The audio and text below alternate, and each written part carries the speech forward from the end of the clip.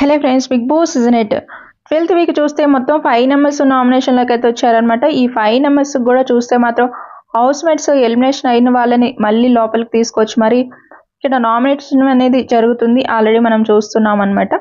ఫస్ట్గా చూస్తే మాత్రం వీడియోని లైక్ చేస్తూ సబ్స్క్రైబ్ అయితే చేసుకోండి. ఇక లైవ్లో అయితే నామినేషన్ ప్రాసెస్ అనేది ఇంకా కంప్లీట్ అయితే అవ్వలేదు. అఫీషియల్గా అయితే కంప్లీట్ అయితే అయిపోయింది అనమాట. ఇక మొత్తం మీద చూస్తే నిఖిల్ మీద చూస్తే ఇక సోనియా నామినేషన్ అనేది చాలాసేపు అయితే జరిగింది. అది కూడా పర్సనల్గా ఎక్కువగా వెళ్ళిందని అయితే నాకైతే అనిపించింది అనమాట. తను రీజన్స్ చెప్పింది కానీ నవ్వుతూనే చాలా చాలా ఎవరైతే ఉన్నారో యష్మికి అలానే నిఖిల్కి పర్సనల్గా చాలా గొడవ అయితే పెట్టింది.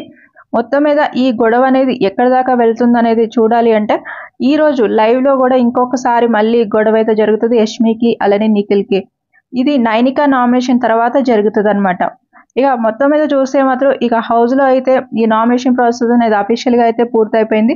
మనకి రేపు ఏం జరగబోతుందంటే ఒకటి టాస్క్ అయితే ఉండబోతుంది అనమాట. అది కూడా కిచెన్ టైమర్కి కామెడీ టాస్క్ అయితే పెట్టారు. ఎంటర్టైన్ టాస్క్ టైప్ జరుగుతుందన్నమాట.